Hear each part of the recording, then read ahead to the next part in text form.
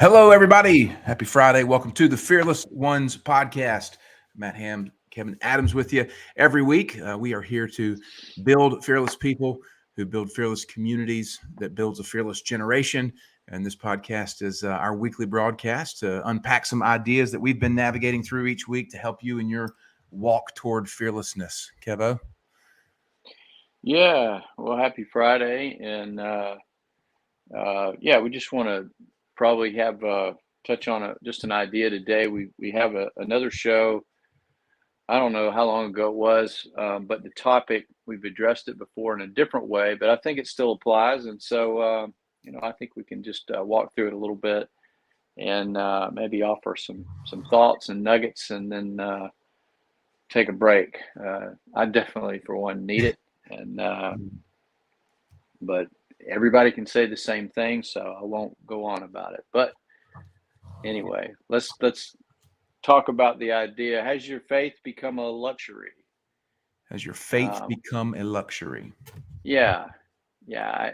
I don't know that people think like that or think about it that way. But what does it mean if your faith is a luxury? What is a luxury? Amen. Let's define that for a second. You know, the Uh, thing about this is your memory admittedly is much better than mine. I don't know if it's if an elephant has a good memory, I guess a gnat has a bad one. I tend more toward the gnat, you tend more toward the elephant. Um, because I remember that we had this show. I couldn't have told you when it was, and probably I couldn't have pulled the title up. Of course, you did. But as soon as you said it, the image that hit me the first time hit me again. And it was like a woman going to a party with this really high end handbag, right? Has your faith become a luxury, right? And so, like, for the image that I get is someone who carries their faith around like a high end purse for the purpose of, oh, she must be wealthy because she has a Louis Vuitton purse. Oh, they must be a Christian because they said they have right. faith or whatever. So that Yeah. imagery just came back to me, and it's still as poignant now as it was then. And so I think it's a wonderful thing to circle back on and maybe dive into a little deeper. Well, that's a great image. It's it it takes time, and most people don't have time. They think Mm. uh, Meaning to faith takes time. yeah, and wasn't quite finished with my statement, but yes, it takes time to be uh, a true believer. Mm. You because you have to learn how to follow. And I think, one of the things we experience is people need freedom and autonomy. But in that, there needs to be structure. And I think we're in a crazy time right now. It's a great time, but uh, and we were talking about this. You and I were talking about it, what, yesterday or the day before, about Mm. we've been at this a long time, and uh, there's a whole lot of potential Indians out there. Hey, I could give one red crap about political correctness, so I'll say whatever to anybody at any time, and there's my caveat. So don't come with that stuff to me, not you, because I know we're on the same team, Right. but there's chiefs and all this stuff. It's like you have to learn how to listen. You have to learn how to follow God and all of this stuff. It's like Mary versus Martha in Scripture, and I'm flabbergasted at how many people don't even know what that is. Mm. So there's a huge thing that needs to happen, but it needs to start. If you want to lead, your faith cannot be a luxury. It cannot be that purse that you carry around, or those cool shoes, or being able to go, kind of isolated into a moment where you get cheered up. Uh, it Mm. has to be just, it has to be your ground level, and it has to work from the seed to the root, germination outward. And if it doesn't, then, I'm just going to stand here and say, or I'm sitting and say, it's not real faith. Hmm. Faith cannot be a luxury. So maybe that's the getting to that point. Faith cannot be a luxury. Hmm. So it's kind of I guess, what is that, an oxymoron or something? Right. Yeah. So those two things are not, they don't work. They're incongruent. Yeah. Faith, truly, by biblical definition, uh, it it it it it can have a growth, but it's likened to a seed. The seed has all that potential in it. So the seed doesn't have the luxury of not growing. Hmm. It either dies or it germinates, and what it becomes is what, this is what we're after. And you have to forgive me, I'm a little tired, long week, but um, I think we have to look at this. You can look at it in all kind of ways, but it's it's just meant to say, are you approaching God as if he's a luxury, or Uncle God Yeah. somewhere off in the wherever, you know. So that's the big question. It's funny. Right before that came out of your mouth, I thought about that Uncle God dynamic, which again we've talked about before. Um, and again, the reality for me is most people, if they don't know God intimately as a father, they treat him like the distant uncle. Maybe they just give him a phone call when they need Right. something. Hey, Uncle Jim, I'm kind of tough on money right now. Do you think you could spot me five? Right. Hey, Uncle Jim, I'm having a tough time in my marriage. You know what I mean? Do you have any advice? Different than sitting down with the father. And by that analogy, there's some people who've never known a true father, and so maybe that's difficult for them to understand. But again, the point being is that faith is not an add-on; it is a substance, which is again another idea that we've shared on the show before. Um, Hmm. I think one of the things that, for me at least, is um, let's define real faith. Like, let's put some parameters around it. I know one of the things you've always said is faith. It's not believing in God. It's actually believing him enough where you take on his perspective. Um, so I just want to expound upon that a little bit to qualify or quantify what we are referring to when we say faith. Well, yeah, I mean, going back to the Uncle God thing, I mean, you have to treat God like a father if you want the inheritance of a son. So that's that thought. This thought is, lots of people believe in God, and I've been saying this for years, but believing God, that's how you validate your faith. Do you believe him? So where does that start? Well, you have to decide. It's a decision. You can look at the word and you can say, well, I just like the red letters. What Jesus said matters, but I'm not so sure about Paul. Well, that's not a believer. You're not a true believer. Now, we could look at that and say you're immature in your faith. And that's, there's that means you've got a window. You don't stay on milk. Remember, you got to milk the cow and then kill it and eat it. That's right. You got to get on meat. You live on meat, not milk. Babies live on milk. So, and so, so I think the idea of believing God is very simple. Jesus said, "Only believe." I mean, that word's in there all over the place, but it's very simple. So, what that means is definitely something to look at. Um, and But I think we can do it in a different way maybe than we have before, but let's look at the traits or the attributes. And I'm just going to pull from a text sent out this week, frankly, because it's easier and I don't have the brain power right now to be a good vessel. Got to pull from something that, we've already put out there. But um, let's look at it this way. If you if your faith is a luxury to you, one way to define that is, or ask the question is, are you a spoiled brat, or are you leading? Do you have leadership potential? And I think there's a whole lot of one and not the other. And but if you're willing and letting go and learning, I'm not talking about good behavior as much as I'm talking about a willing heart.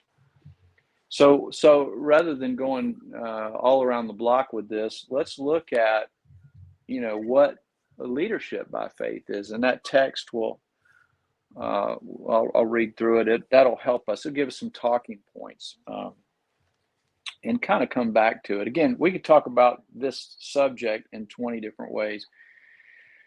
But so this text was from, well, I guess it's today's. It says, "What is leadership by faith?" So let's go through that a little bit. Courage to stand on what you believe.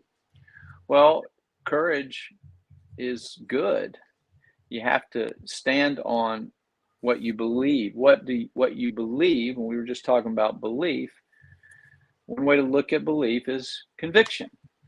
I say conviction is more powerful than courage. Courage comes from and helps you stand on conviction. But true conviction is what you need to stand up to Goliath, or to overcome circumstances, or to truly carry out what God's given you. You have to have conviction, meaning the Spirit of God lives in you and moves you, and you know it's moving you, or He's moving you, and you step into it. It's not reckless. It can be restless, but it's not reckless, because you know. So in order to do that, you have to really understand what that's like. And it's not him sitting down having lunch with you, probably. It's probably not an audible voice, although, I think we could easily argue that, a lightning thought or whatever. But the things that come from God come from within, deep down. And this is, we're talking about the implanted word, the individual things God says to you about you, and He does, and you can pick up on it. So asking that question, do you believe? Well, yeah. In other words, think about it this way. To believe God, do you believe His word? Are you convicted by it? Does it challenge you? Does it move you? Because if it doesn't, then you're wasting your time, and you're not a believer, because you don't believe His word. I would argue that you cannot be a believer if you do not believe His word. I challenge anybody to argue that. I mean, let's do it. But now, I'm not saying you have to know His word to believe. I'm saying you have to believe it. Harriet Tubman, Underground Railroad, couldn't read. She could hear from God, and He gave her that, and the fruit was in what she did. She let a lot of people out of slavery, saved a lot of lives, but she gave God all the credit. So I'm not saying, so don't mistake this. I'm not saying you have to know what's in Scripture to have the Holy Spirit. I'm saying you have to believe what's in there. So when you look at that and you read it and you see Paul saying this or that, or Moses standing at the Red Sea, do you believe that? Or do you just believe the red letters? Yeah. One of the things that's been prevalent in my quiet time this week is the book of Judges. And one of the things that was interesting about reading through this, and I would say of my reading of the Bible over the years, Judges is probably one of those books that I've read the least, if I was putting it out there. But it's amazing to me that in the first two chapters of Judges, that God was very specific to His people. He said, as you take over these lands that I have given you, drive out the inhabitants of those lands and do not partner with them. Right. And what happened is they did not do that. They inbred with those inhabitants, and as a result, they began to worship their gods and allow the infiltration of those, Hmm. societies into what God had called. So you ended up with this inbred um, nature of God's people that Yeah. led to apostasy where they're worshiping other gods. Hmm. And what I see kind of as a parallel of what you're saying is you cannot say you have faith, that you are a believer, if you are not courageous to stand on that belief. Like Right. it's an opposite. You have then, if you did, you have inbred with other gods, and so it's kind of that thing. And of course, all these things as we go through these, by definition, faith would require the full participation in these attributes. Yeah, absolutely. Yeah. It's there's always fruit. Um, you look at the fruit, and if you when we look at David, for instance, and we give him credit for having courage to stand up to Goliath, we're missing the point that David was convicted. He knew. He maybe didn't know exactly how it was all going to work. He just knew. Moses knew that he had to deliver. He knew that God would do it. It's like saying, I'm going to step in the battle knowing God is the one who wins it every time. Mm, So we do have to participate. It doesn't mean you have to do everything perfectly. Um, I mean, I'm so sick of hearing, "Oh, I'm not perfect." Of yeah. course not. So let's get on with it. But you Hmm. can be excellent, and excellent means, yes, the combination of conviction where you stand on it with courage. So it's Mm, not just as simple as let's be courageous. You have to be convicted, which means that you have to decide, I mm, believe what God's word says, and I'm making a choice to stand on that. And I'm not going to go around it because it's convenient, like a spoiled brat. hmm. So let's move on just for the sake of time. But the next one is the next point in here in this text says integrity to carry out what you say. So that's a big one. Mm, If your faith is a luxury, then integrity becomes a luxury. mm, You're not emulating Jesus. You're just saying something. No, I'm not talking about missing an appointment or forgetting something or being late or I'm not talking about silly things like that or even running a red light on accident. I'm talking about when you uh, know God's leading you and you deny that. Um, so you have to be very careful with your words. And when God gives you something, you have to be very careful um, that you're not turning it into something that is for you to be grand over. Um, so mostly what I teach people is when you know something from God, you better cherish that and sit on it and hold on. It may mm. just be for you. It may be illegitimate, or it may be for somebody else. But that takes a lot of maturity where you go spouting stuff off. Anyway, integrity simply means that you're carrying out what you say. You say if you say it in your own heart, it's like making a vow to God, Yeah. and He says, "Do not do that unless you're going to carry it out." So it's a big deal.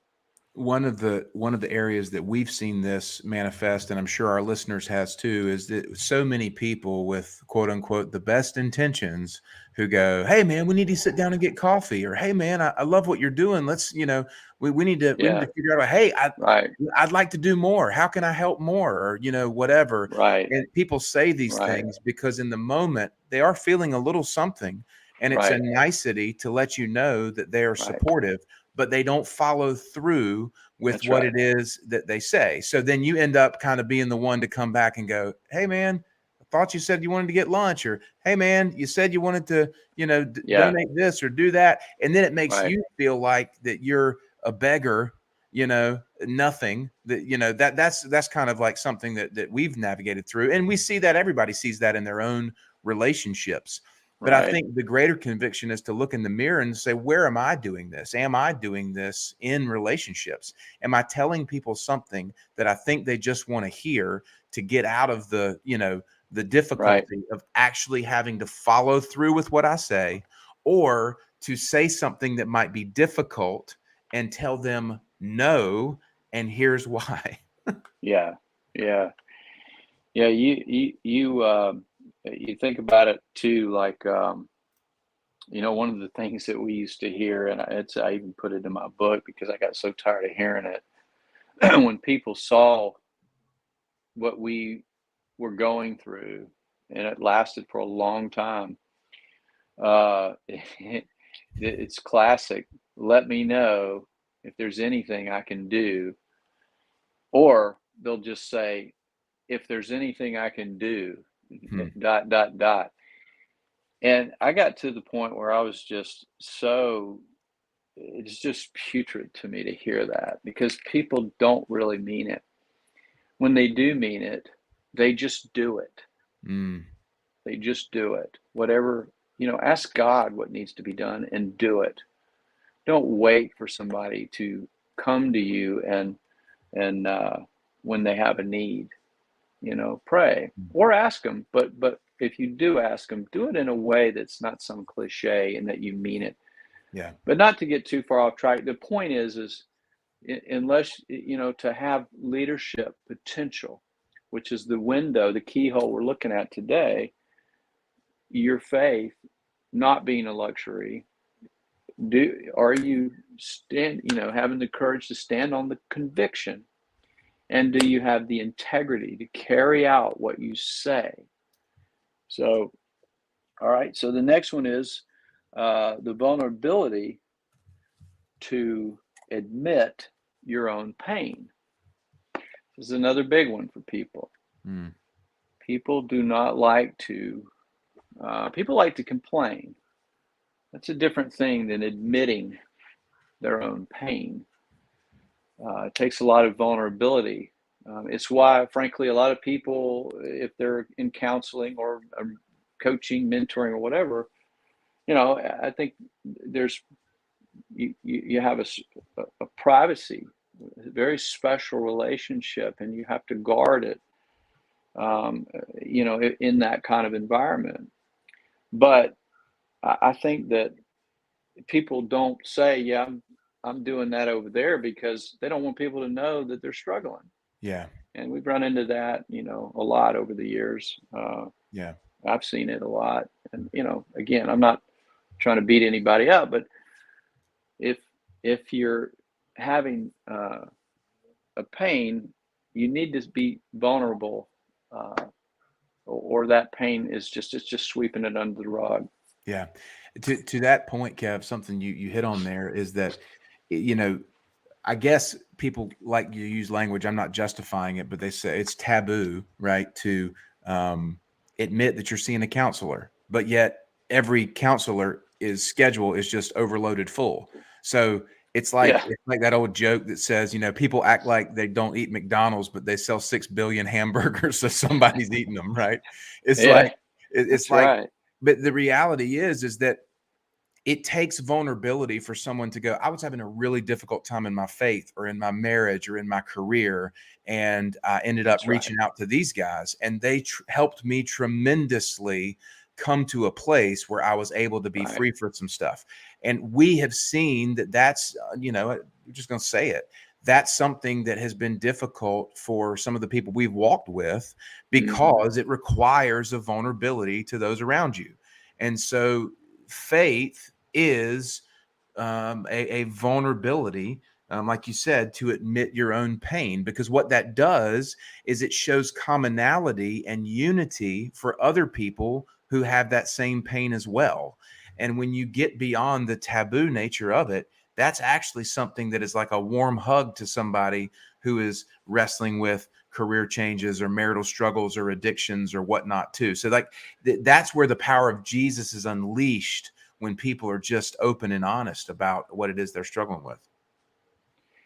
Yeah.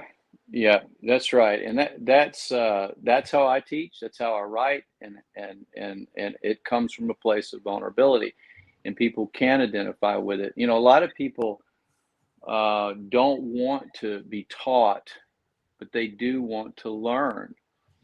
And there's a big difference there. Mm, So walking with people requires vulnerability. But again, we're talking about all this in the context of leadership versus, spoiled brat luxury, which isn't faith. mm, Um, but yeah, I mean, and I've been in, business ownership and management and just all of that stuff for years and years. And the greatest way to truly lead people is to be vulnerable enough. And again, this is this whole set of attributes. But yeah, I mean, you can't, if you're not vulnerable enough with somebody, they won't trust you. So, and they can't identify. And that's one of the reasons Jesus was vulnerable, uh, incredibly vulnerable. And he made himself vulnerable to our choice to love him. mm. Very powerful thing. So again, there's your biblical attached example. So vulnerability is not bad, it's good. Yeah. And if you're afraid to be vulnerable, it doesn't mean you got to go spouting your crap all over Facebook or town or whatever, because that's ridiculous and childish. But sitting down and talking to somebody, sharing it with someone you trust, or a few people, that's biblical, and you Yeah. need to do it. All right. So whether you're leading or following, it's very important. You don't need to hold that stuff in.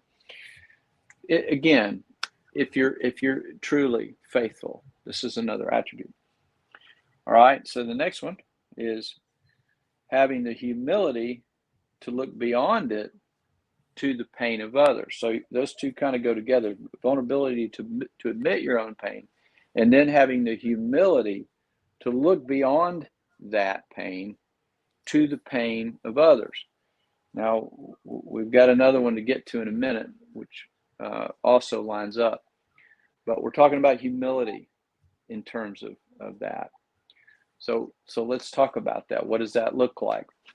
Being vulnerable uh, about your pain, but having the humility to look beyond it to the pain of someone else. Mm. To me, that's the one-upmanship, right? Like we've talked about this before. Sure. If somebody says, "Man, I've really been struggling with this," or even if somebody's going, "Hey, man, I went to the beach the other day," and you're like, you don't come back and like, "I've lived at the beach my whole life," you know what I mean? Or "I struggle with that too." Like Yeah. humility is going, "Tell me more," right? It's Hmm. being sincere in that to say, "Tell me more." And Right. so you're not using your circumstances as a way to one up them or to lord it over them or to be competitive. You're going, tell me about that, tell me about the pain you're experiencing. And that's something that I sincerely believe still to this day, humility is one of the most misunderstood characteristics, because it has been, you know, watered down to be the doormat, as you've said, and it's not a doormat. So anyway, go ahead. Yeah. Yeah. No, that's all good. Good thoughts. So yeah, it takes, again, you have to have a moment. Now it's okay to banter around with people, and it's funny. It takes a whole lot of uh, patience, but I think that you give God so much room to work when you don't immediately react or Mm, need to prove, act from that place. So true faith, again, there's a trajectory here. You can go from seed faith to fruit bearing faith. So I'm not putting anyone down. I mean, I've had to walk through this myself, but I think that the idea is, if you can become humble and you can choose it. Again, these are choices you have to make. Faith is a choice, a mm, decision. It's not some magical fairy dust that you walk into and breathe it into your lungs and all of a sudden everything works. It's a choice, and it is not a luxury. All right. So that humility, that step of humility is simply, if I've lived in France for 20 years and somebody comes and says, I just got back from France and I want to tell you all about it. Yeah, I don't need to prove anything. I can tell them about my experience later if they care. But what I care about as a leader and a teacher or whatever I am is saying, I want you to tell me about your experience. Hmm. And, if the friendship develops and they want to know about mine, I'll tell them. Yeah. But you're right. And most people are the other way. Most people will say, well, I just went there last week or whatever. So it's not about beating people up. It's about saying, here's the challenge. Think about Hmm. these things in your own life. We want to get away from spoiled brat luxury faith because that's what is out there in the world, Yeah. to getting to leadership type faith. One of the more powerful analogies or pictures that you've shared with me, and of course with our audience, that has really resonated is, in dealing with my own kids. I have three sons, and they're very competitive, and they're always fighting. Yeah, And you've said, Matt, if you're playing basketball in the backyard, you literally could go and block every shot and, prove them wrong and cross them up and dunk on them. And what? You don't do that. You play, you let them make shots, you engage. I think, right, I think, I think this is where the church institutionally, right, has missed hmm, the idea of discipleship, because they lord over discipleship as some type of biblical knowledge that I have and you don't. And so when somebody is confronted with a moment of sincere repentance or remorse, that it becomes this, I'm gonna preach to you, and and you're effectively just blocking their shot, instead right, of like inviting him in, say, oh man, that's awesome, show me your right, jump shot. And it's so funny because this comes up with sometimes in my household, where some people just say, well, I'm telling you the truth, this is just the truth. And I'm like, maybe the truth, but we need to play the game instead of you just blocking my shot all the time or me blocking your shot all the time. And so that's right, something with my son. He's like, well, Dad, it's true. And I'm like, yes, but that's not the relationship, son. You don't understand. And so I guess the long-winded way of saying, one of the things in true discipleship that we have to learn if we are to emulate Jesus is to not just throw the stuff back on people when they're getting to a moment of expressing their vulnerability. We have to be willing to walk with them humbly through that process, to allow God to navigate and work in and through it. And that's right. something, Kevin, that you do tremendously well. Um, you know, painfully so sometimes. I can imagine, but it is a sincere honoring of who Jesus was and who I believe we are supposed to be in this earth. Yeah, yeah, that's right. And to take it that a step further, whether you're all-time quarterback and carrying around a bunch of 6-year-olds on your back when you're 20, you don't they elbow you and tackle you, or you're playing basketball, you're playing it for their good. You're there for their good, and you don't have anything to prove. And so true leadership doesn't have anything to prove because you already understand your value. That's so good. Gosh, And that's so good. in order for people to understand their value, you have to learn how to isolate it. We'll talk about that on another show. But um, if you're living from a place that's not a luxury, you're taking it so seriously. God becomes the value, the expression. His genius is expressed through you on earth while you're here, and it's the fingerprints that he wants to leave behind through yours and ours. And so if you know that about yourself already, then there's no debate because there's only one of you. So again, that's a whole nother topic, but it's important to understand the depth of why you can be a not a doormat. There's no doormat in this. That's just, it's selfish. It's woe is me, sword falling. but you can pick that welcome sign up and hold it over the door, and that's where Jesus Mm. says, Yeah. love your neighbor as yourself, pray for your enemies, and that kind of stuff. You're being a welcome sign to the willing, if they're willing, but you're Mm. not letting people walk all over you. And sometimes I struggle with that, to be clear about it. Yeah. I know better, and I get pissed off, but I don't.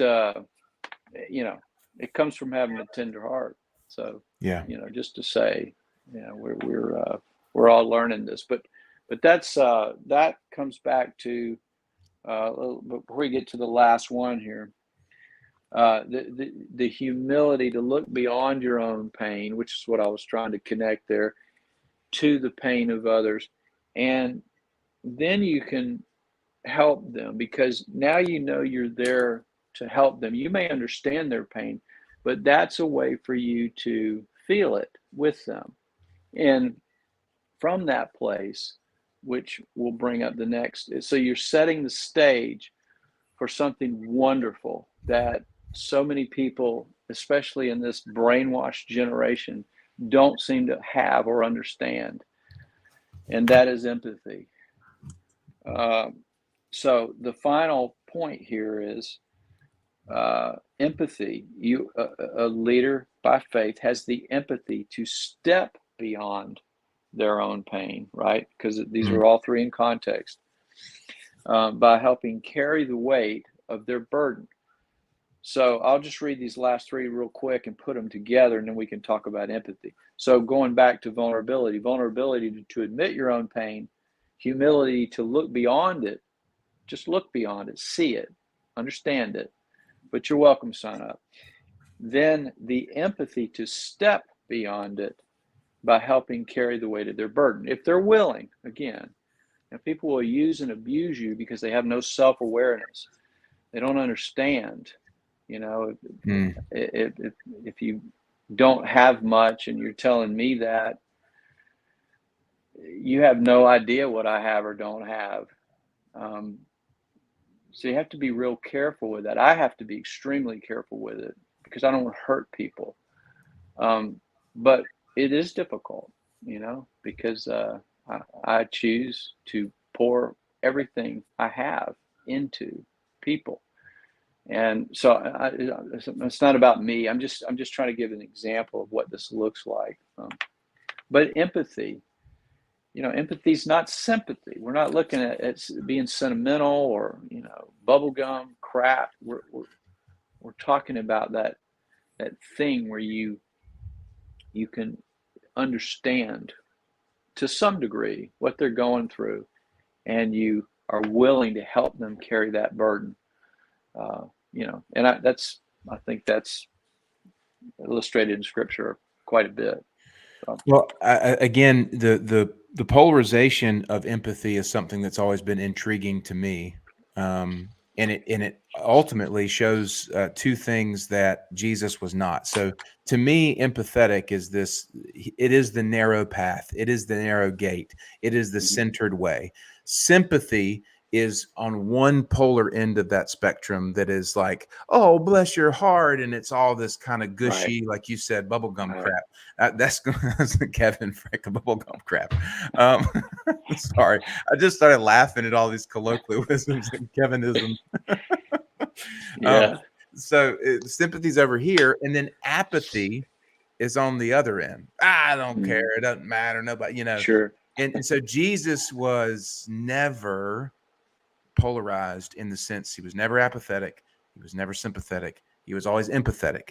And so mhm, in our own fallen condition, in our own unmatured, immature, undiscipled condition, we tend to polarize to either apathy, oh, mhm, they brought it on themselves, it's this thing, I don't care, or oh, come here, bless your heart, that kind of right, thing. right, And we cartoonize it as a way to really make sense of that's where Jesus stands that middle ground. And that's so important right. for somebody who's actually walking out their faith to model that to culture instead of these polarized, 50 cent versions. Yeah, yeah, Cheap yeah. knockoffs. There's a A cheap Kevinism. knockoff. That's right. You Christian centered or Christ centered? It's a That's big it. old difference. Salt and sugar on the counter. Uh, so those attributes, again, these are just one way of looking at is your faith a luxury. There's a ton of them. Even last week's show, we were touching on it without calling it that. But I really like the idea that we can look at it. If faith is the point of faith uh, is to gain and grow intimacy with God. He's not after faith for the sake of being faithful. He's after an intimate relationship with you. So you have to step into faith because that's how you get there. That's the channel, if you want to call it that. And it works in two ways. It works from the inside out, where he indwells, and it works from the outside in, where you renew your mind and guard your heart by the written word. And that's a whole nother show. But this stepping into that process as if it is life and death, that's where faith is, real. Mm. And that's where you take his word and you stand on it. It doesn't mean you have to understand it or even know it completely, right? And we've already set those examples. But it does mean that if you do, Harriet Tubman didn't have the words. She didn't know how to read. So, we're not going to, why would God withhold his voice from her? But we do have it, and we have it all over the place. We have it in Mm. so many different ways. So, spoiled brat territory. I don't like to read. It's dusty. It's irrelevant. I don't get it. I got nothing for you, Mm. So that doesn't mean you got to go and read it all in one day or, Yeah. be some scholar. It just means God's given you food and he wants you to take it all the way in. That doesn't mean just leave it up here in your brain or your noggin.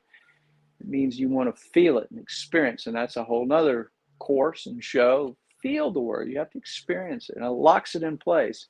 So all that said, if we go back and flip this model over, let's go back to the spoiled brats thing, which I just love the terminology.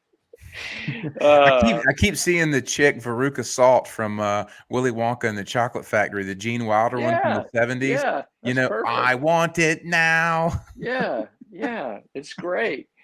Well, I think a lot of times we can be that way and not realize it. So it's really important. One of the ways that I can love people is to challenge them. It didn't do them any service just to sit there and listen.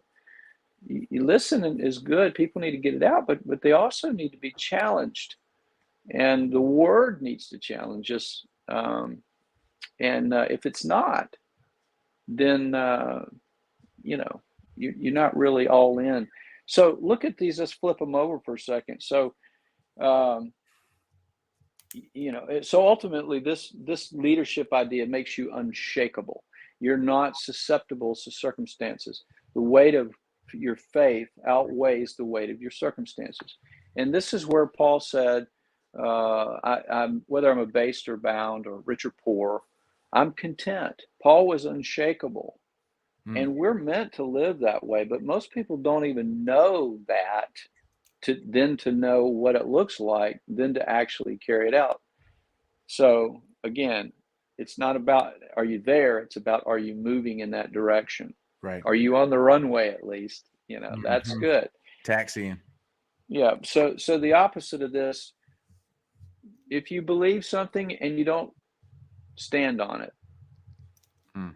that's spoiled brat territory. People say stuff all the time and they probably believe it, but then they won't stand on it. They don't take courage and stand on it. Spoiled brat. It's a luxurious faith, right? The next one, integrity to carry out what you say. Let's flip that over. You may say all kind of stuff, but if that doesn't bear fruit, and again, there's exceptions and all that crap, but if Mhm. that doesn't truly bear fruit, in other words, if I tell my kids that God is everything to me, and it's probably the one thing I did teach my kids that I'm really uh, kind of proud of in a humble way. I'm so glad and grateful to God that He showed me that. But I've made promises to them, and I kept those promises. So, we're talking about that kind of stuff. So you have to challenge yourself. But if you're not carrying out what you say, then your house is not built on a rock. It has no stability. And again, spoiled brat faith, luxury. It's just a luxury to say it and not carry it out. Vulnerability to admit your own pain. That's a big one, and it's kind of an innocent one, but it still matters. I mean, you didn't mean to get cancer, but if you got it, you got to get on with it. You didn't do it, but you got it, right? So you have to be vulnerable, and you don't have to overwhelmingly do it. You have to take baby steps. I think that's one of the things when I get around people is they trust me because I am vulnerable and I'm honest, and that's kind of going back to what we were talking about a few minutes ago. And I love that, because to me that's the heart of Christ, is helping people. I mean, why did God make Himself a man? He came in the form of a man to show us He knows us. So he didn't need to learn anything. God doesn't learn. He doesn't lie. We learn, and sometimes we lie. But God made Himself vulnerable to us out of love for us. So we have to emulate Him in that way. And if we're not doing that, then our faith is luxurious and we're spoiled brats in our faith. Mm-hmm. All right. So flipping them upside down, going on to the next one, humility, to look beyond it to the pain of others. We've kind of already done this, but it's good to say it again. The spoiled brat is the one who is so insecure that they must prove themselves in a minute and prove their knowledge or what they've done or been. And it's a deep insecurity, a sign of impatience, etc. But it comes down to you cannot truly help somebody else without humility. Again, we're not talking doormat crap. We're talking about being a welcome sign to the willing. You go 10 miles with somebody if they have a willing heart. But if they're pretentious and expecting you to, that people will just take from you, that's arrogance. It's a spoiled brat. And, frankly, I see that a little bit. And it's very, very difficult. It keeps me up at night sometimes. But so humility is the giant that only looks small to small people. Humility is such a big thing. But it's not, woe is me. It's being a hollow vessel, knowing you've got something to offer and giving it, despite what you know or don't know. So that leads to the next one, empathy. If you have no empathy, then you're just a frickin' spoiled brat, because you don't know anything outside of your own way and your own will. And that's not why God put us here. It's just not. And it's not the character of Jesus. So if you don't have some form of empathy for others, then all you're doing is trying to win the prize by putting on a show. You have got to give to people from your heart. And it is tiring and it's thankless much of the time, but it's so rewarding because it pleases the Father like nothing else. And that's why we're here, generally speaking, and it gets very specific. But these are huge things. So anyway, you got a thought? Yeah. So the word that hit me with talking about empathy was compassion, right? And I know sometimes compassion could be, overspoken, and it could maybe not mean the same thing, because it could be the sympathetic thing. But Scripture does say Jesus looked upon them and had compassion, right? Which is ultimately it's a said good word. he was empathetic, right? And so I think that someone who is not operating in empathy lacks compassion. I mean, Right. I'm trying to think about a way, because you could say Yeah. Same unempathetic. thing. Yeah, Hmm. you could say unempathetic. I'm just saying you lack compassion. And so that was just trying to phrase that. And Kevin, I love what you've done here. And by the way, just a marker for you and I, as part of Yeah. the new teaching, I know that we are in the process of wanting to begin Uh-huh. creating some animation videos that walk people through this. This specific topic would be a wonderful way to do that, because you can polarize the two types, and you could have the spoiled brat little person. And I mean, anyway, I'm just saying that so I don't forget it. Because Okay. remember, I have the memory of a gnat. No, you have the So memory of a mat.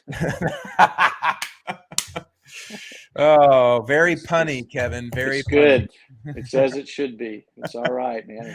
That's Don't it. apologize. So, You just be mad. We love Matt. so But yeah, there's I love lots of good. the contrast is what I'm getting at. I love the way we've Yeah. contrasted this. It's Yeah. very profound for someone to say, hey, listen, take the faith self-assessment. Do you tend Yeah. toward courage, Hmm. or you don't follow your convictions? Do you tend Hmm. toward integrity and doing what you say, or do you not follow through, right? And so, like, this is literally one of those checkbox markers, and you could kind of go, which side do I Hmm. lean to? Ultimately, it's a result of your faith not being sincere. Yeah. Well, that's right. And just to be clear with people too, I think there a lot of this is it's a massive work. Um, and we have huge, audacious, heavenly goals on earth. And I just refuse to leave anything on the table. So, we get a lot of that. Most of the people in our circles are really wonderful people and just some really good folks.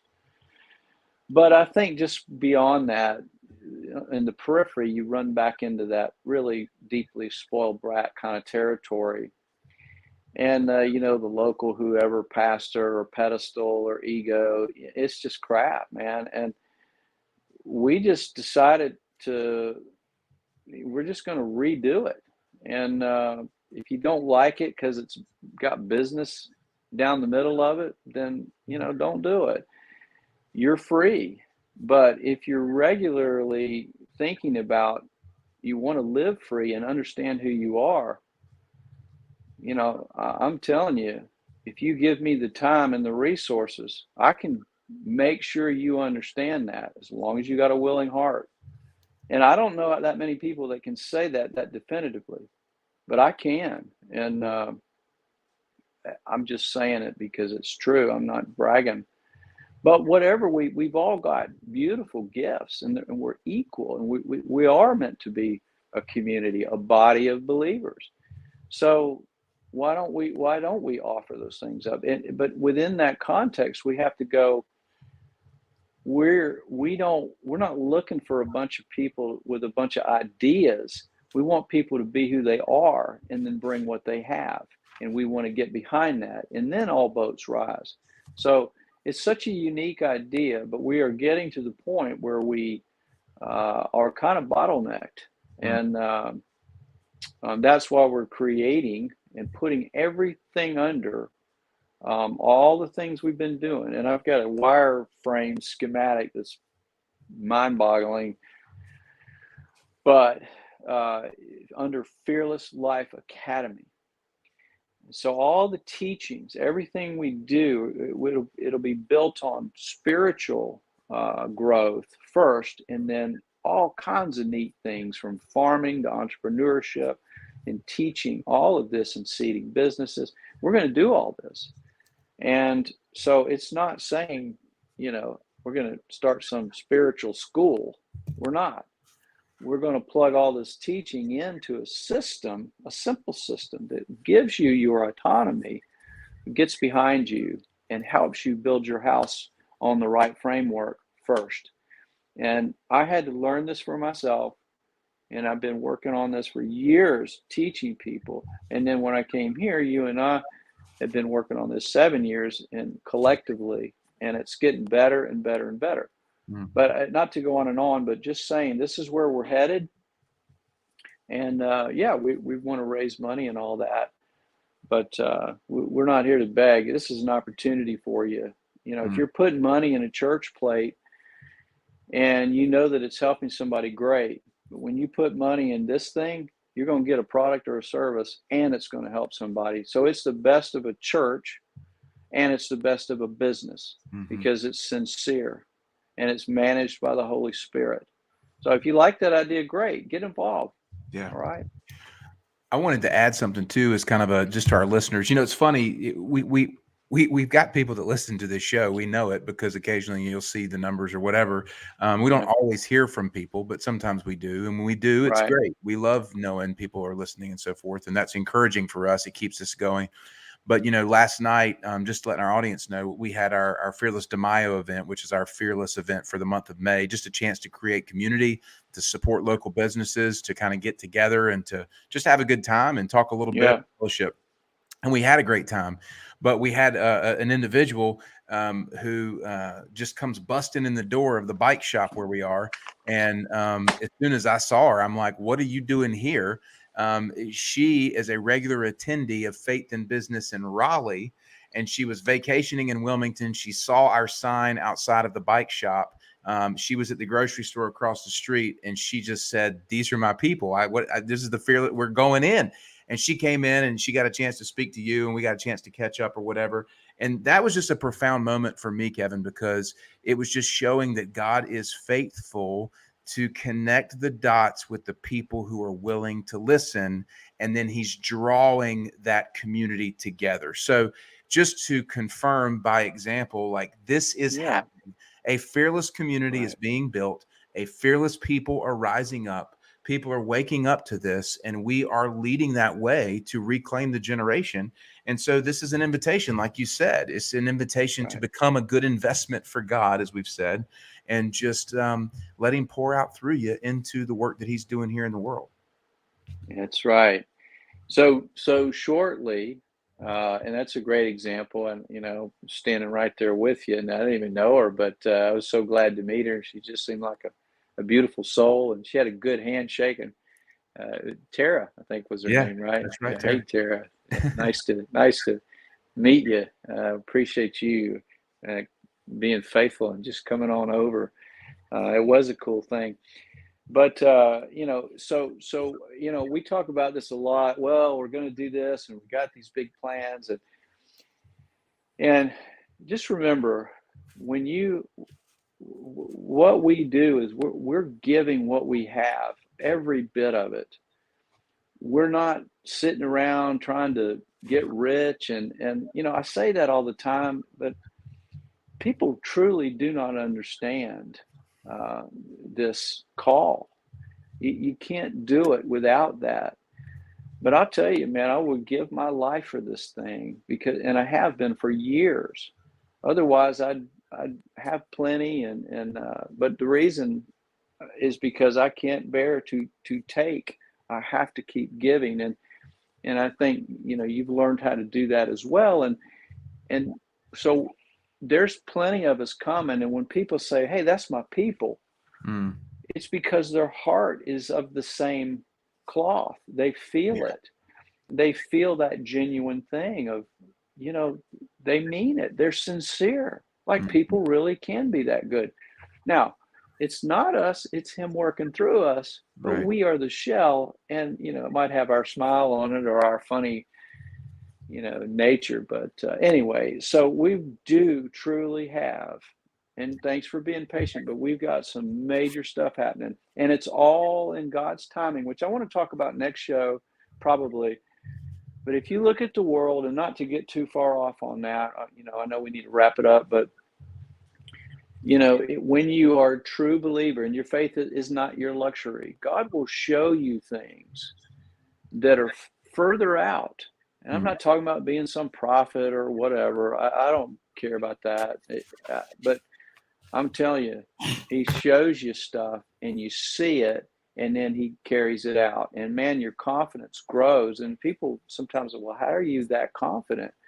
I just know. I know him. All right. So if you want that, that's what we want to do. We want to create that environment, not just so we can spend time with a few people, but so that we can create that dynamic and that education, so that we got 10-year-olds walking around that sound like this in a generation, and Yeah. they're not warped and corrupted, and they're not following stupid false wars and wearing masks and putting crap in their bodies that don't belong there. They're healthy and they're powerful and they're like Jesus, and they don't believe debased upside down things Mm. that are being taught. It's garbage, all Yeah. of it. God's cleaning house, and it's fantastic.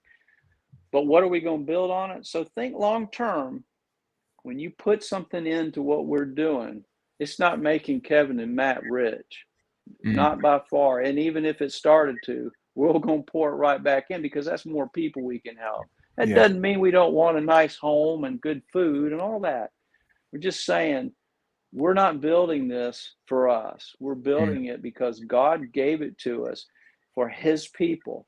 So, but don't just think about you and your generation. Think about the next generation. And that's where my heart is right now. Yeah. So pour in, help us. We're not going to beg you for it. If Yeah. you want to help, then help. Yeah. The time is now. The time is Yeah, now. that's right. Well, friends, thanks so much for listening. Kevin, I actually drew out this little schematic here as you were writing. It's the contrast of, spoiled brat faith versus authentic faith. We're going to animate that some way. I'm sticking to it. We're going to make it happen. It's just a great, Yeah. man, today was really good. And so I would just challenge anybody who listens today to actually do the work of going back and letting the Holy Spirit pour into you and see where you land on these polarized, ideas of faith, and see if your faith is a luxury, like a handbag that you take, to a party, or something you do on Sundays to connect with people to, help grow your business on Monday, or if it's actually something that you are just with deep conviction living out. And following and completely surrendering to. And so we're leading the way in that. And so thank you guys for joining us and listening. Kevin, any final thoughts before we say goodbye? We are fearless, and if you are Amen. too, come on over. We'll love on you. But have a great weekend. Thanks for listening. You guys have a good one.